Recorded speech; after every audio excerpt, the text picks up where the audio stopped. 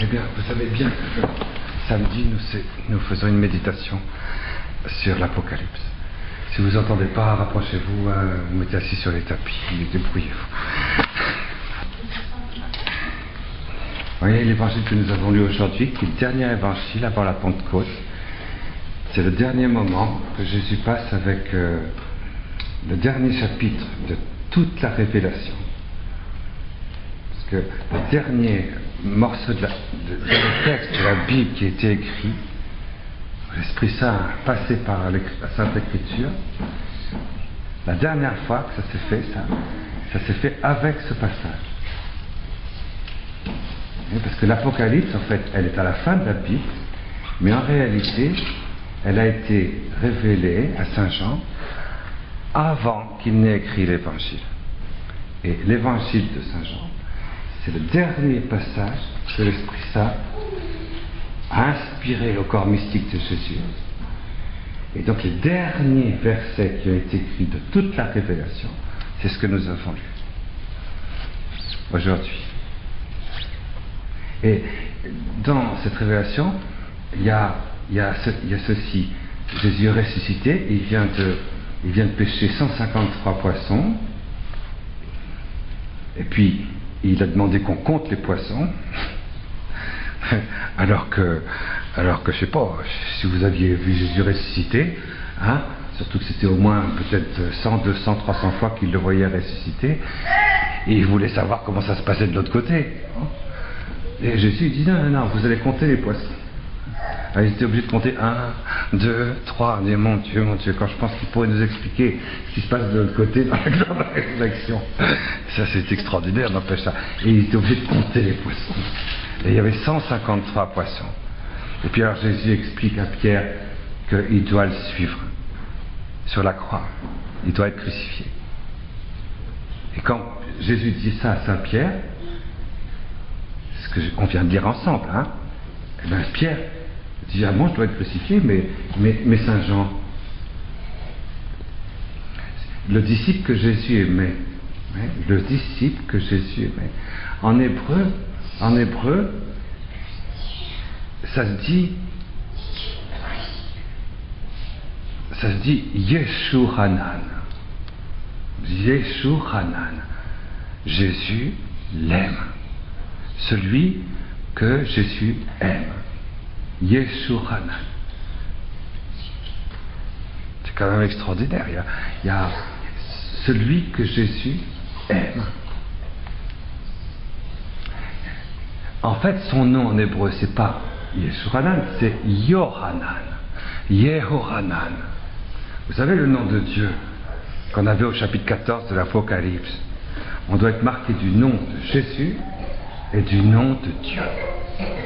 Donc du nom de Yeshua et du nom de Yehoah. Le nom de Dieu c'est Yehoah et le nom de Jésus c'est Yeshua.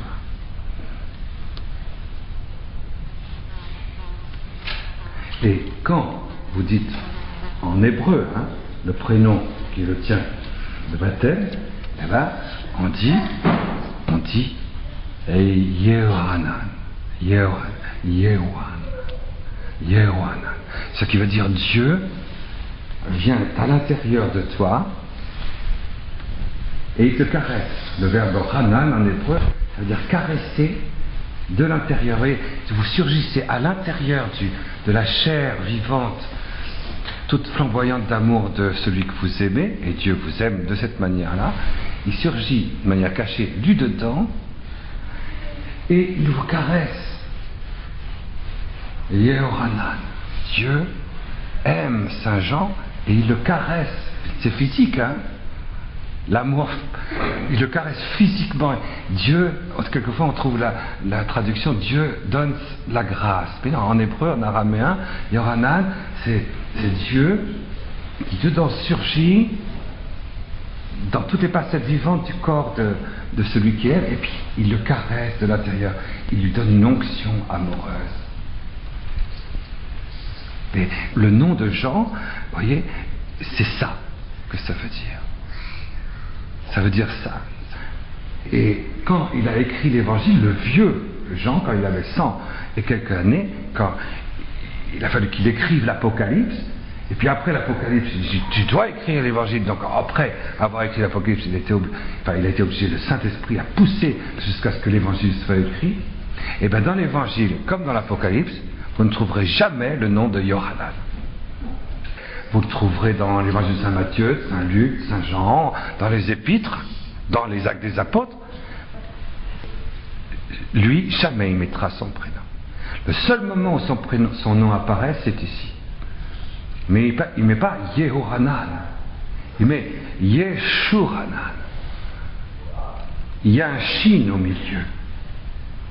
Au lieu de dire que c'est Dieu qui te caresse de l'intérieur, c'est Yeshuranan. C'est Jésus qui, de l'intérieur,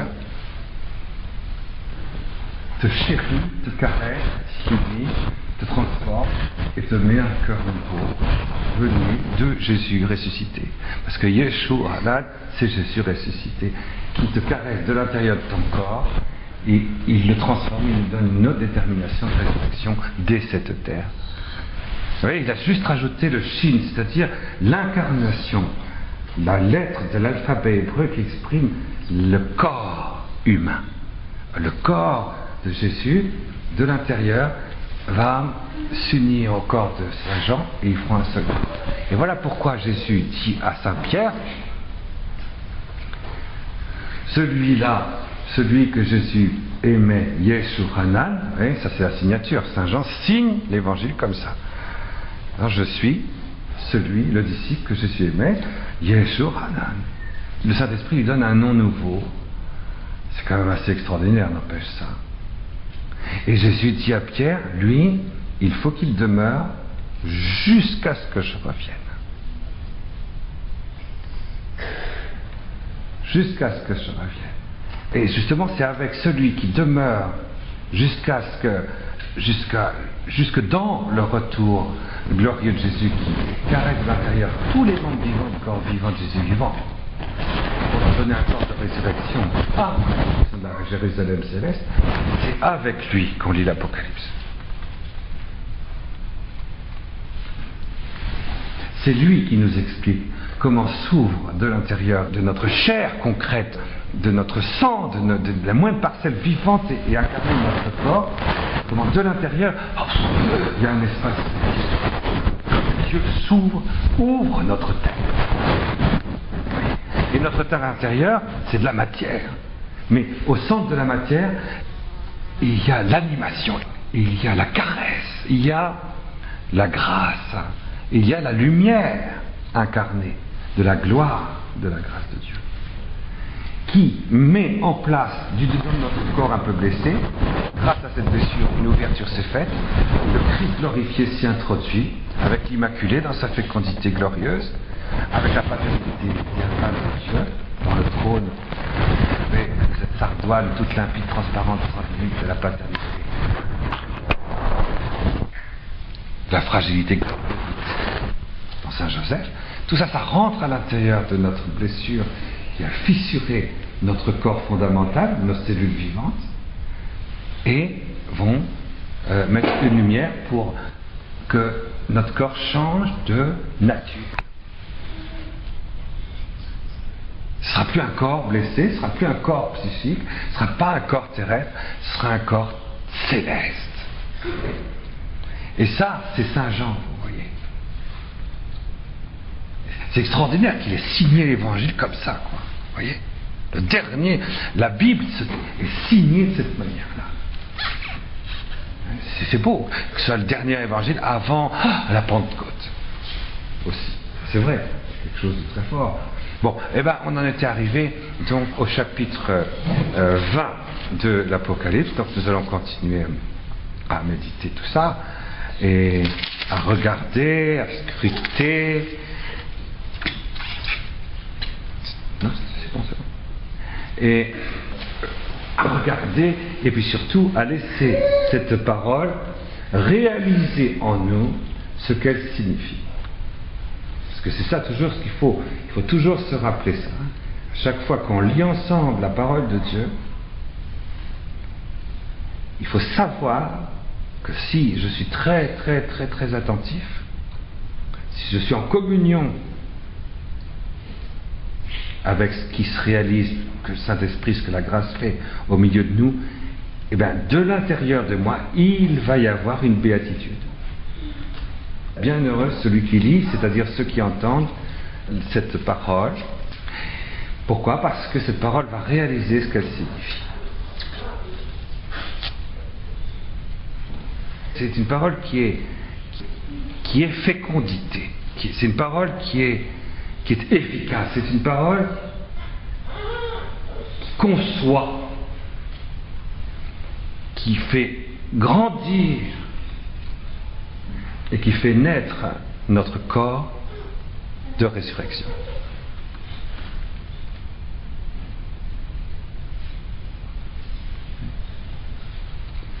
L'Eucharistie, c'est une parole, c'est le verbe de Dieu, c'est une transubstantiation qui vient faire grandir notre vie divine, qui vient nous incorporer.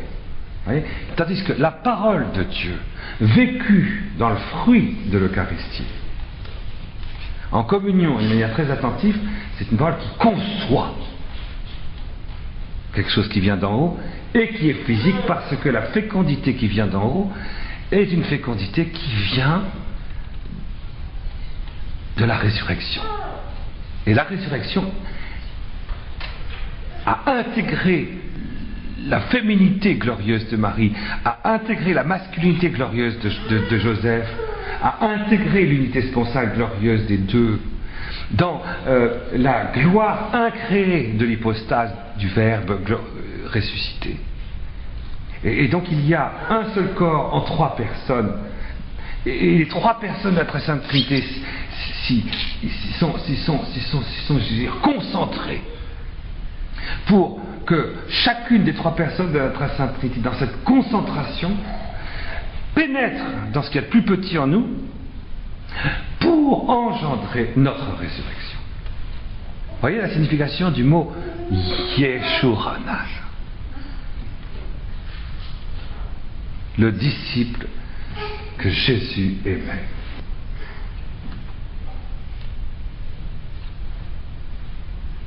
Et ça, c'est quelque chose de tellement inhabituel, quoi, que on se dit,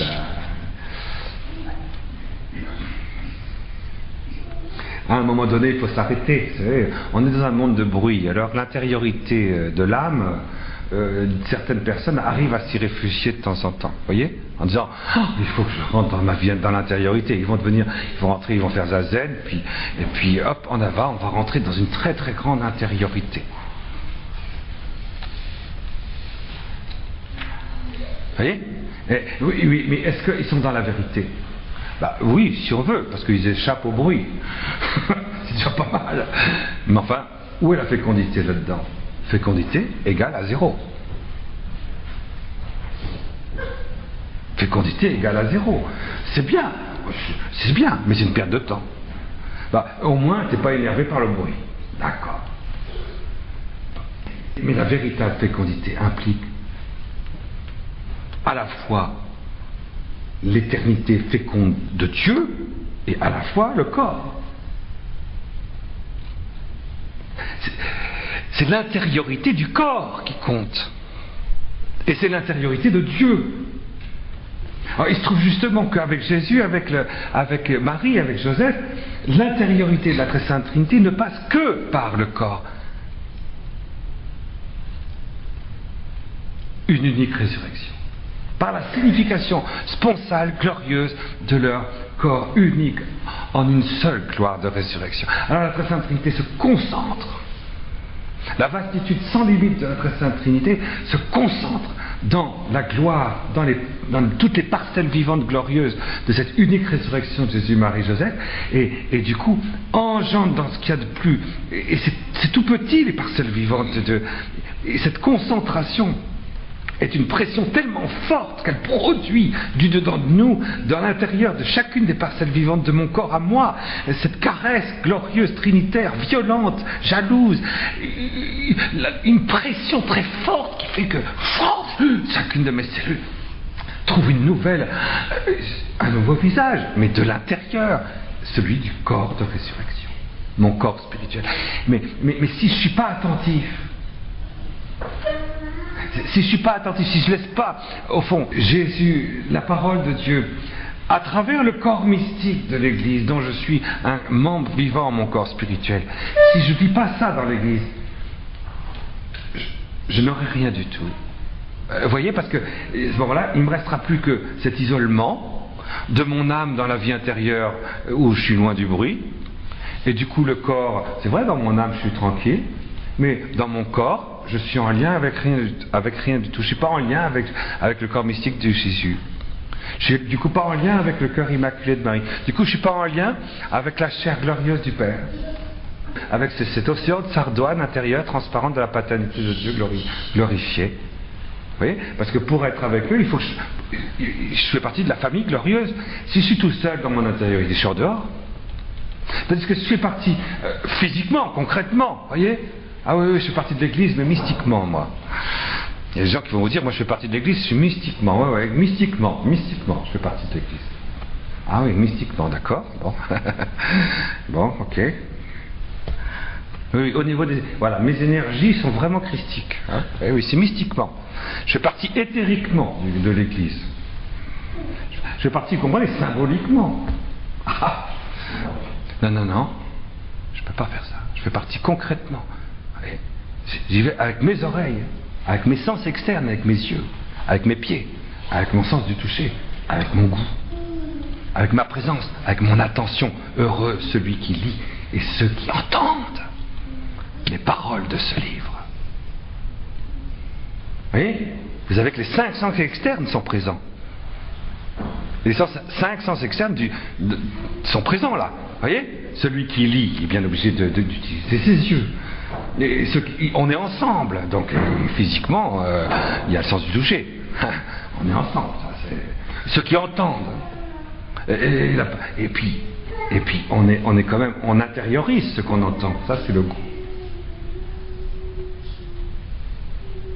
Et du coup, on sent l'amour de Dieu. On sent la présence du Christ, vous voyez. On met de l'encens d'ailleurs. On met de l'encens. On met de l'encens pour ça, pour qu'il y ait un support. Il y a le support physique. Voilà, l'Église, c'est comme ça, vous voyez. C'est par les sens externes. Le corps est mobilisé. Mais c'est un corps commun qui est mobilisé. Et comme le corps commun est mobilisé, eh bien, Jésus est présent de l'intérieur de chacun de nos corps, dans la moindre parcelle vivante de notre corps. Il y a une Christophanie, ce qu'on avait expliqué la dernière fois. Hein? La dernière fois, on avait bien expliqué ça. Christophanie, qui jaillit des espèces eucharistiques qui sont à l'intérieur de chacune des moindres parcelles vivantes de notre corps, à cause de notre communion eucharistique dernière. Et comme on est ensemble, il y a une Christophanie. Et du coup, il y a l'unité de tout le corps mystique de Jésus vivant entier. Et du coup, dans les moindres parcelles vivantes de notre corps, il y a Yeshuranan. Il y a une caresse de l'intérieur, une caresse de la fécondité glorieuse de Jésus, Marie, Joseph, de la Sainte Famille, qui engendre dans la concentration de chacune des 3 personnes de la Très Sainte Trinité, dans leur unité toute pauvre, toute petite, toute minuscule, mais qui a la même intensité que la Très Sainte Trinité elle-même, à l'intérieur de nous. Et ils engendrent en nous le corps spirituel. Ouais, c'est pas zazen, ça. C'est pas zazen. Et ça fait beaucoup de bruit, justement. Et s'il y a du bruit extérieur, plus il y a du bruit extérieur, tant mieux.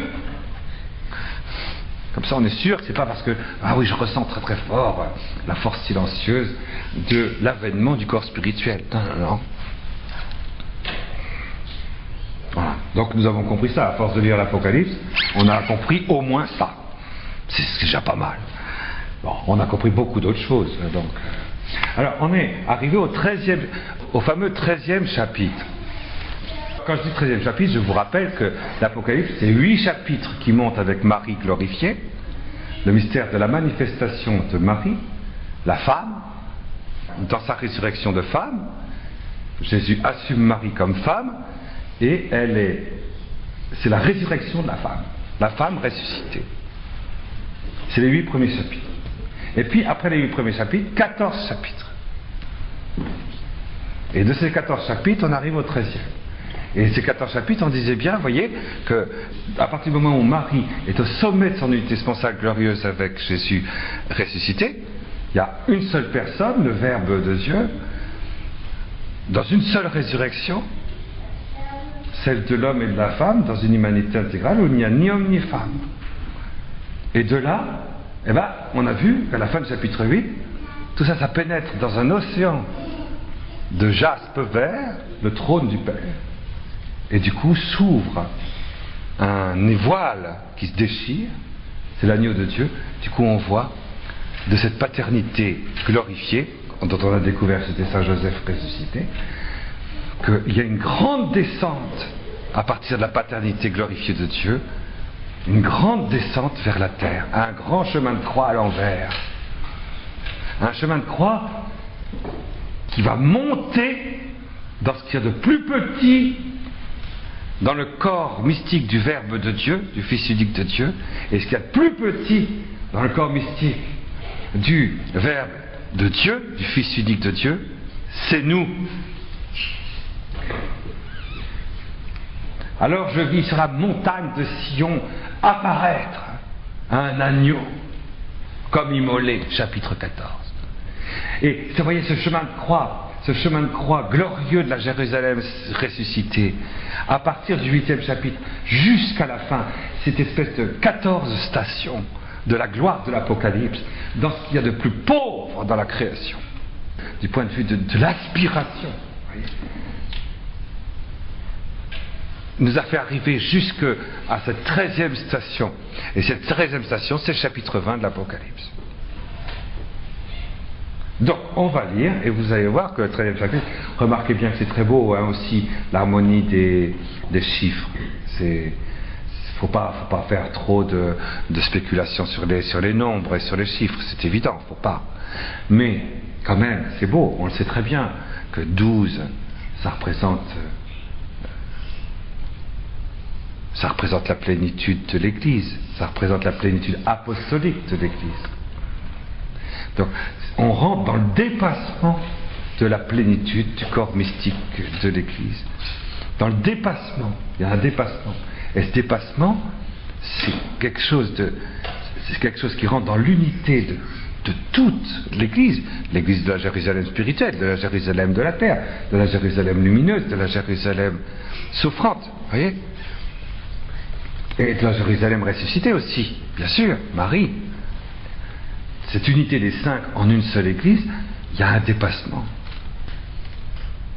Au-delà de cette fécondité de l'Église apostolique toute glorieuse, il va y avoir un dépassement. Quelque chose va se montrer. Et le dépassement, c'est la source de l'unité du ciel.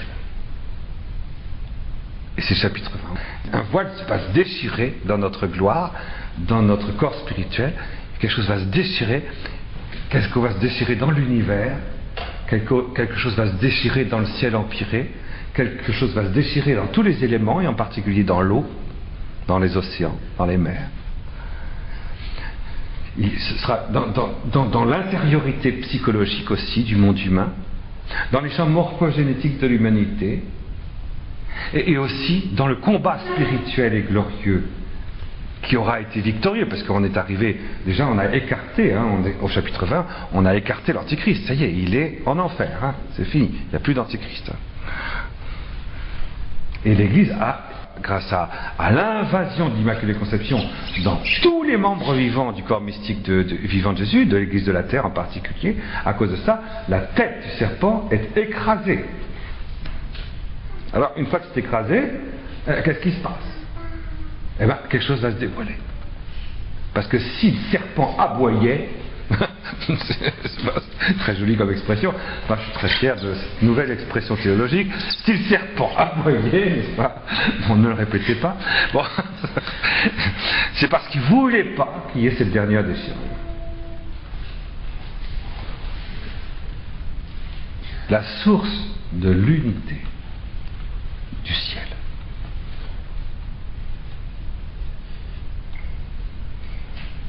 Alors maintenant que l'introduction est terminée, on lit le texte.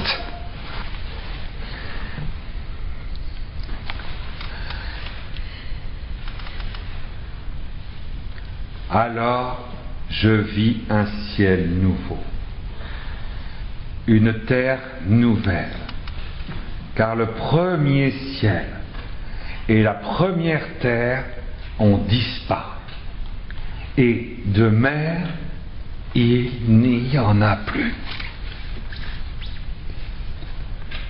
Et je vis la cité sainte, Jérusalem nouvelle, qui descendait du ciel, du dedans de Dieu, de face à Dieu, d'auprès de Dieu dans le texte français, mais ça correspond à un terme hébraïque qui veut dire face à face, et de l'intérieur.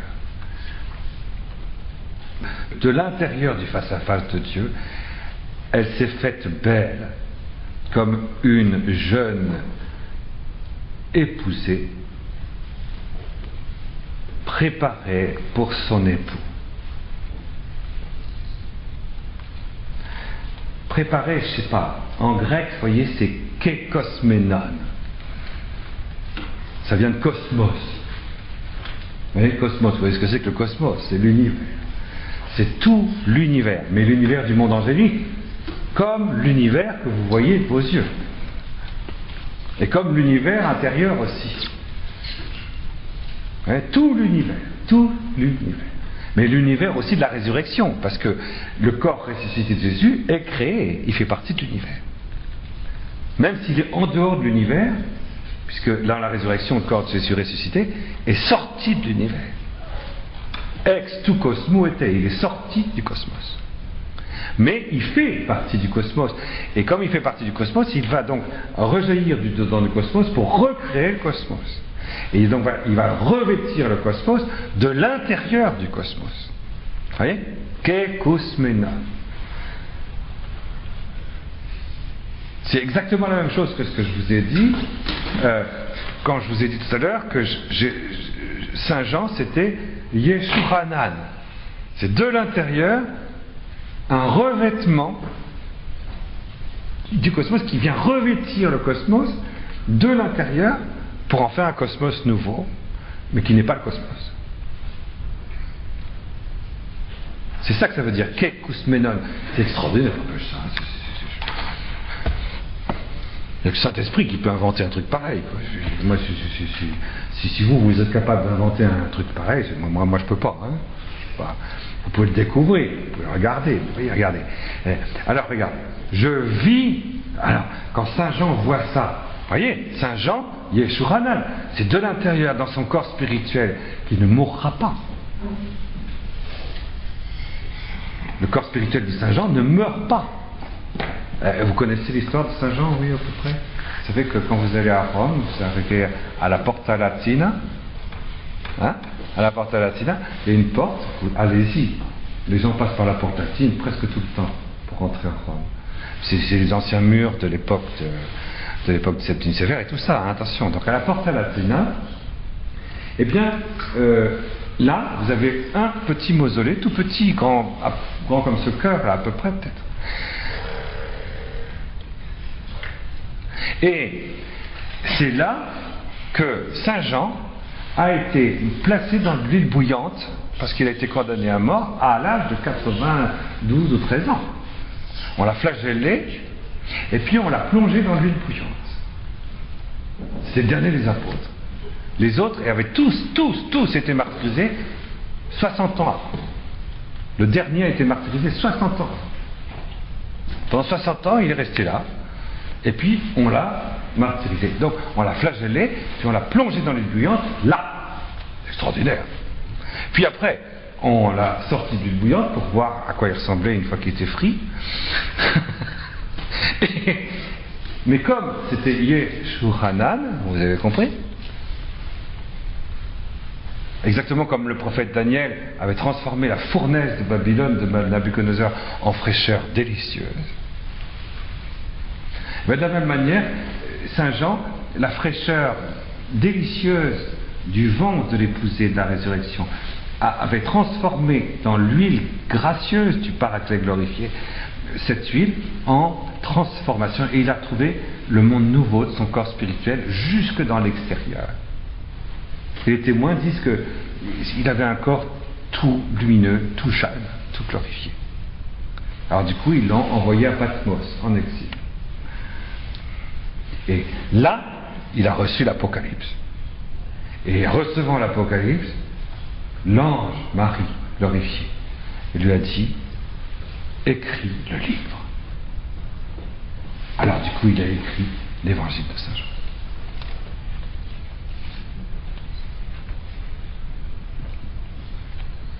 C'est pas rien. Et après, il est rentré à nouveau à Éphèse. Vous êtes tous allés à Éphèse, je suppose, et vous verrez, une des plus grandes basiliques du monde qui a été construite, elle est en ruine maintenant, mais elle était magnifique. Et là, à un moment donné, il a dit à ses disciples, bon, je vais me mettre dans ce trou. Il s'est allongé dans ce trou. Il leur a dit d'aller dire l'office de vêpres, n'est-ce pas? Et quand ils sont revenus de l'office de vêpres, il n'était plus dans le trou. Et on vénère toujours cette tombe qui est le cœur de la basilique de Saint Jean à Éphèse, d'où Saint Jean a été enterré, et puis ses disciples, quand ils sont revenus, comme pour Marie dans l'Assomption, pareil. Quand les apôtres sont revenus, il n'était pas. Elle n'y était plus.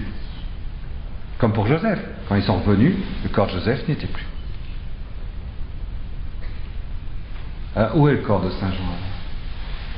Jésus a dit, celui-ci, si je veux qu'il demeure jusqu'à mon retour. Vous voyez, c'est pas extraordinaire ça? Alors, moi, j'aime bien m'imaginer, je préfère dire j'aime bien m'imaginer parce que c'est pas dogmatique, vous voyez, vous n'êtes pas obligé d'y croire. C'est pas un dogme. Mais je le pense sérieusement en tout cas, que Saint Jean, avec son corps spirituel, il se balade.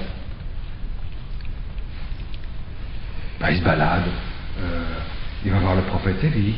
C'est pas moi qui le dis, c'est Anne-Catherine Emmerich, elle est canonisée par le pape Jean-Paul II. Elle l'a vu. Alors il va au paradis terrestre, il va voir le prophète Élie, il va au 7e ciel pour voir Enoch. Il va, il rejaillit, il se laisse caresser un petit peu par la Trinité glorieuse, la Sainte Famille glorieuse, dans l'océan de jaspe du trône du Père, puisque c'est un des 24 vieillards. Et il adore dans la vision béatifique de la résurrection, sans quitter d'ailleurs cette vision béatifique. Il vient sur la terre, il est sur notre terre, de temps en temps. Vous avez jamais rencontré quelqu'un qui a vu Jean? T'as pas vu Jean? Tu n'as pas vu Jean? Tu l'as pas vu?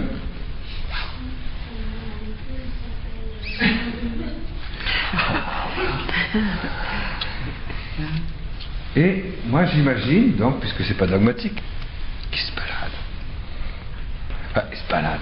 C'est pas très beau comme mot, hein? Il se balade. Il est le témoin. Il est l'apôtre de la fécondité, de la cité glorieuse, de l'unité venue du ciel, de la résurrection mariale, ajustée à la paternité glorieuse de Dieu. Est-ce que l'envoyé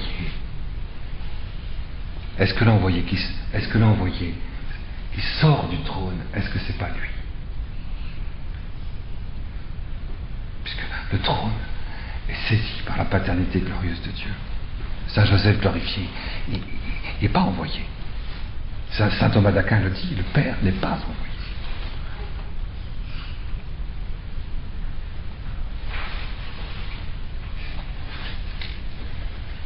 Mais bien évidemment, si on ne vit pas à l'intérieur du corps mystique de Jésus, de l'Église, des sacrements, d'une manière très physique, jusqu'à faire jaillir de l'intérieur cette pression qui vient de la fécondité glorieuse de la Sainte Famille, glorifiée, on ne verra pas, on ne sentira pas ce qui se passe à l'intérieur de Saint Jean jusqu'au jugement dernier. Et c'est très important de savoir ça, parce que, du coup, on entend ce qu'il dit. Parce que celui qui lit la parole de Dieu, et ceux qui l'entendent, c'est lui. Et ceux qui sont comme lui. Et vous comprenez, c'est tout simple, puis en même temps, c'est... Mais regardez, donc, il faut, quand même, je suis un peu long aujourd'hui, je ne vais jamais finir ce chapitre. Ah, puis très bien, on a encore, hein, on peut continuer jusqu'au mois de juin. Hein. Alors, puis je vis un ciel nouveau. Ah, vous voyez, le 7e ciel où il y a Enoch, c'est lui, hein, c'est je vis, c'est Yohanan, il a vu du ciel. Vous voyez ce 7e ciel dont parle Saint Paul. Bon, je vous en ai déjà parlé. Donc, de ce ciel, il y a une espèce de ramassage de ce qu'il y a de plus, du sommet du ciel naturel, hein, c'est-à-dire du monde angélique le plus vaste, le plus intense, le plus profondément, qui authentifie de manière la plus profonde l'image la plus parfaite de tous les attributs divins. C'est là où se trouve Enoch. Vous voyez, parce qu'il n'est pas encore revenu, Enoch. Hein. Ça, on a vu ça au chapitre 11 de l'Apocalypse. Donc, je ne reviens pas dessus. Eh bien, Enoch et tout ce qu'il avait emporté avec lui, tout le monde spirituel, angélique, supérieur, n'y est plus. C'est tout rentré dans le Yeshua. Tout a été absorbé, vous voyez, pénétré pour rentrer dans l'unité. Dans l'unité glorieuse de l'Église de la terre et de l'Église du ciel. C'est extraordinaire. Donc ce monde céleste, si vous préférez, spirituel, contemplatif, angélique, de toutes les hiérarchies contemplatives, sont absorbés. Et sont comme happées, elles qui sont tellement extasiées, dans une extase sans limite, du point de vue de la vastitude, de tous les attributs divins, et bien c'est comme si, dans cette vastitude d'extase, de jubilation, c'est comme s'ils étaient ramassés dans le corps spirituel des élus. Vous voyez, c'est ça que ça veut dire. Le ciel, il n'y a plus de ciel. Il n'y a plus... Je vis un ciel nouveau, une terre nouvelle. Vous voyez, le corps spiritualisé, le corps absolument parfait dans le mariage spirituel dont parle Sainte Thérèse d'Avila, qui fait qu'on est en affinité parfaite, avec l'inscription glorieuse et éternelle qui se trouve sur le livre de la vie, qui est la nôtre, disparaît. Le corps spiritualisé et divinisé au sommet disparaît, en nous, sur la terre. Voyez. Qu'est-ce qui va rester? Car le premier ciel et la première terre ont disparu. Ça d'accord. Le premier ciel, la première terre. Regardez, la première terre c'est quoi? C'est le paradis, c'est là où se trouve... C'est la terre paradisiaque, c'est la terre des origines, c'est la terre de la grâce originelle. C'est la terre, vous voyez, du oui originel de Dieu. Et le oui originel va disparaître parce qu'il va être remplacé par l'amen éternel de Dieu. Le paradis, Élie est déjà monté dans la Sainte Famille glorieuse. On le sait, chapitre 11 de l'Apocalypse, avec Enoch. Et donc, le paradis, qui était...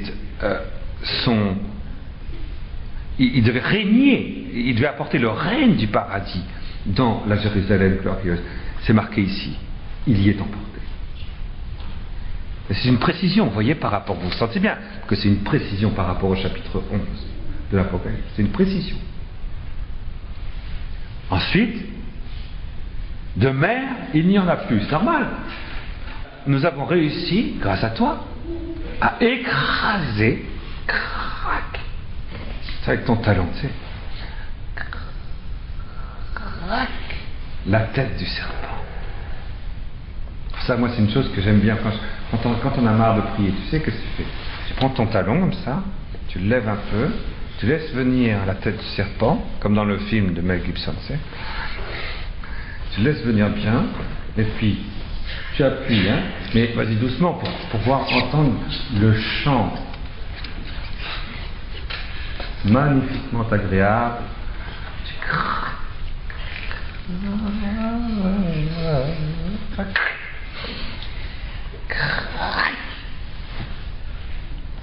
Serpent, Satan, antique, l'antichrist.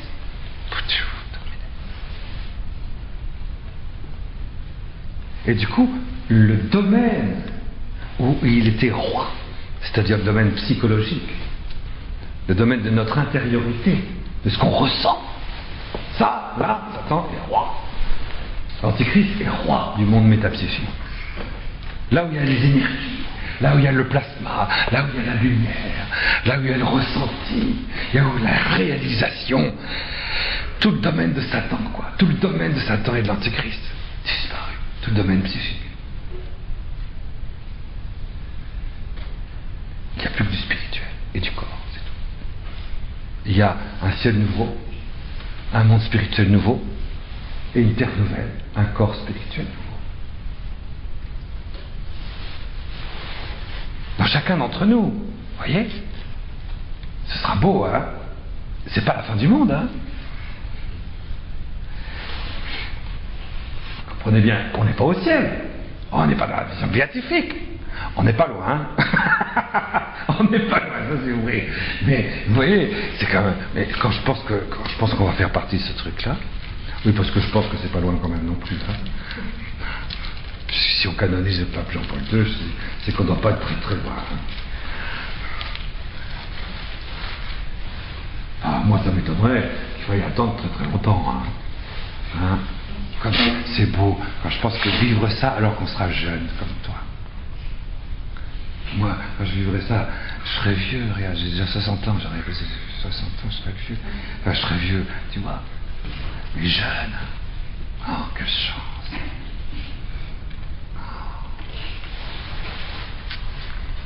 Là, je me rappelle, j'avais un vieux père spirituel à Paris. Il s'appelait Jean-Baptiste. On l'appelait Papy. Il avait une centaine d'années, il était tout blanc, il avait une barbe blanche. Alors j'allais me confesser à lui, c'était un père du Saint-Esprit, tu vois. Donc c'est lui, j'allais me confesser à lui. Et puis elle a été marrant. Elle me dit, je suis jaloux de toi, parce que toi t'es jeune, moi, et tu verras tout ça. Il est mort maintenant, Papy de la Walle, c'est trop mignon. Hein. Bon, alors, très bien. Alors, il me faisait sortir de la cité. Il me disait, oh non, de la sainte obéissance. Alors, après le boulot, moi, je bossais, hein, attention, c'était pas les 35 heures à cette époque-là. Et puis en plus, j'étais obligé de faire au moins 4 heures de plus par jour, parce que bon, c'était un boulot important. Bon, et là, il me disait, vendredi, quand tu as fini, tu mets en pieds nus. Bah, j'avais quoi? J'avais 27 ans, quoi.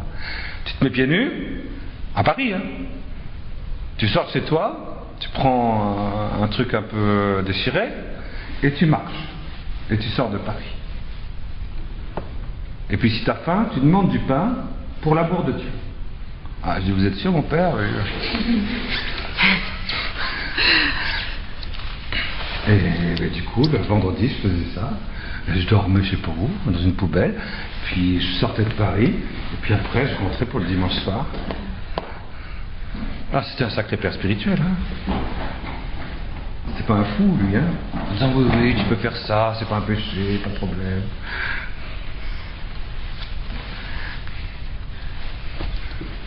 Non, c'est pas grave. Continue. Tu vois? Non, c'était un père spirituel. Il faut dégager la cité de Babylone. Il faut dégager. Dégager, sortir de la cité. Pourquoi il faut sortir de la cité? Pas parce qu'il faut sortir, mais parce que nous sommes les sources du dévoilement de la cité nouvelle. Vous voyez? Alors, de mer, il n'y en a plus. Ah, ça c'est sûr, vous n'allez pas le ressentir.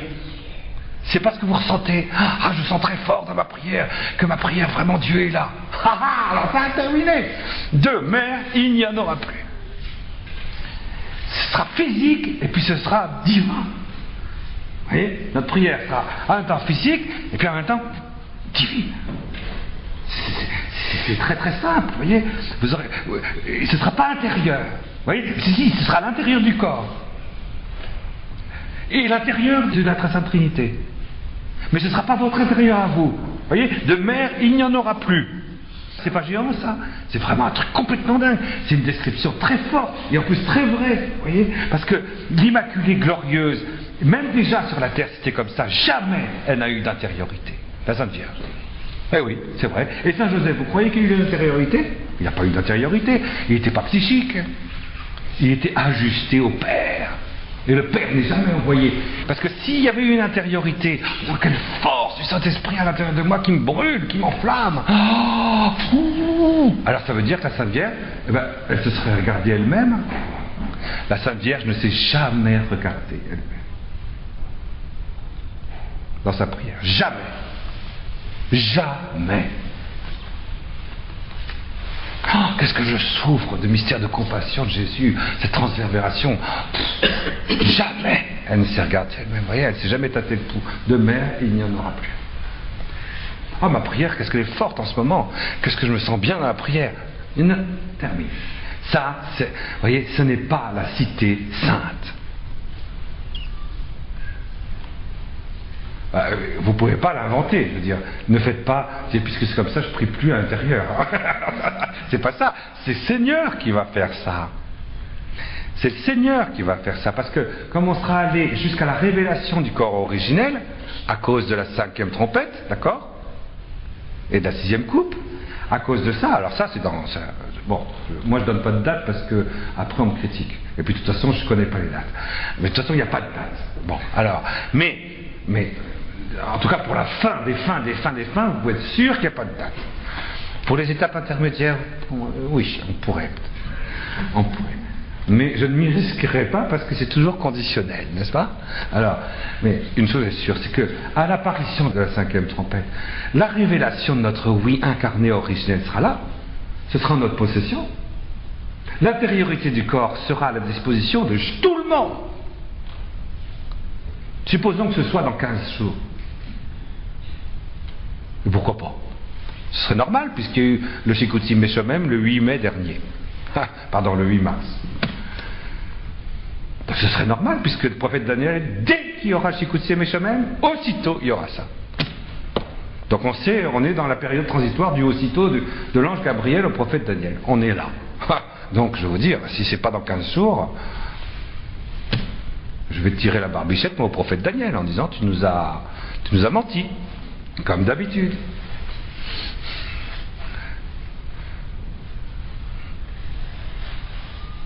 L'ONU a décidé, je suis désolé, l'ONU a décidé, et l'ange Gabriel a dit quand ce sera décidé, voilà, Shikutim et Shomem, terminé. Bon, on est donc maintenant dans l'aussitôt. C'est pas demain, c'est pas bientôt, c'est aussitôt. Alors, peut-être que l'aussitôt de Dieu dure plus longtemps qu'on ne le pense. C'est possible, je n'en sais rien pour l'instant. Ça fait déjà 40 jours. Alors, faites le décompte, hein. 40 jours. Est-ce qu'il faudra 153 jours? Est-ce qu'il faudra 888 jours? Est-ce qu'il faudra... Je sais pas. Mais en tout cas, nous serons tous en possession de notre corps originel. Tous. Tous. Et ça, c'est parfaitement clair, ça. Alors, je vous dirais, est-ce que vous ne pouvez pas nous décrire qu'est-ce que ça veut dire quand on est en possession de son corps originel? Bon, je vous l'ai déjà décrit, donc je n'ai pas besoin d'y revenir dessus. Mais du coup, on va vivre de la grâce eucharistique et de la Christophanie incarné et glorieux de Jésus dans notre corps spirituel. Ce sera facile pour nous. Et du coup, on va dégager de la prière d'intériorité psychique ce qu'on ressent. Oh, je sens la lumière, je sens la saveur de Dieu dans moi. Oui, je vais le ressentir, mais comme Saint Jean dans l'huile bouillante. Ce ne sera pas son âme, c'est son corps qui sera délicieusement lumineux. Pourquoi? Parce que son esprit sera entièrement engolfés à l'intérieur de la fécondité glorieuse de la très sainte Trinité, dans la Sainte Famille glorieuse. La preuve, le ciel, il n'y en aura plus. La terre, il n'y en aura plus, et la mer aussi a disparu. Alors vous avez la preuve, là. Vous voyez, en 1h15, on a fait le 1 verset seulement. Et je vis, c'est-à-dire, Kai, verset 2, Kai, je vis, c'est-à-dire, c'est parce que je vis, c'est Saint Jean qui le voit, donc moi, je le suis avec lui, je vais avec lui, et je vois ça, ce que je viens de vous décrire, je le vois. Par anticipation, par appropriation, et par puissance. Ça, c'est la vie chrétienne, ça, vous voyez, par appropriation, par anticipation et par puissance. Avec Saint Jean, je vis ça déjà. Vous voyez, j'en vis déjà. Et du coup, qu'est-ce que je vois, Kai? Qu'est-ce que c'est? Ça, cette histoire-là, je vois la cité sainte. Jérusalem nouvelle, qui descendait du ciel, du dedans, du face-à-face de Dieu. D'auprès de Dieu. Du dedans, du face-à-face de Dieu. Vous voyez, comme c'est pas extraordinaire, ça? Elle s'est faite belle, comme une jeune mariée, Kékosménon, enveloppée, Kékosménon, revêtue, vous voyez, du cosmos dans toute sa beauté. Mais c'est un revêtement intérieur, vous voyez bien, que de l'intérieur, le cosmos ne fait que nous pousser en notre corps spirituel dans la Jérusalem. On est poussé. C'est ça qui s'est passé au fond entre la dormition et l'Assomption. Cette poussée du cosmos et toutes les cellules vivantes de Marie en dehors du cosmos, hop, dans la résurrection glorieuse de Jésus. C'est ça qui est décrit là, vous voyez, Kékosménon. Mais nous, quand on vit la prière de manière incarnée dans notre corps, vous voyez, par exemple, vous êtes dans le mariage, vous avez le sacrement de mariage. Dans le sacrement de mariage, c'est le pouvoir qui est donné grâce à vous, c'est votre consentement à Jésus ressuscité, à Marie ressuscitée, et aussi à la sponsalité glorieuse de la Très Sainte Trinité toute éternelle, de venir dans votre unité sponsale réaliser ça. Vous savez que le sacrement de mariage n'est fécond et efficace que dans le consentement mutuel de ce qui dépasse l'unité de chair et de sang dans un nouveau corps qui n'est ni à l'un ni à l'autre, mais qui appartient à l'unité des deux. Et qui est le corps de l'unité sponsale transfigurée. Et du dedans, vous donnez autorisation, possibilité, vous voyez, au Seigneur de réaliser ça. Ça, vous avez ici la mystique de la sponsalité, la spiritualité du mariage. Et là, il n'y a pas d'intériorité. Déjà, vous comprenez, mon père, j'ai l'impression qu'il ne m'aime plus.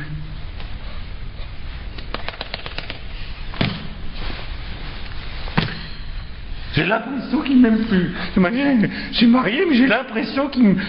L'impression. Il n'y a plus de mère. Il n'y a pas d'impression dans l'unité sponsale.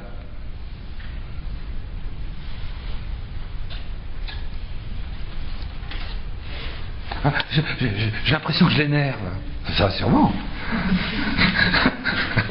Ça, sûrement. C'est pas une impression, c'est une évidence. Mais ça n'a rien à voir avec le mariage, ça. Strictement rien. C'est justement, si ça existe, c'est parce que justement, il faut fuir la mer, il faut fuir la terre, il faut fuir le ciel du mariage psychique. C'est extraordinaire, hein, c'est vrai, regardez. Et je vis la cité sainte, Jérusalem nouvelle, qui descendait du ciel, du dedans, du face-à-face de Dieu. Elle s'est faite belle, comme une jeune sponsam, épousée.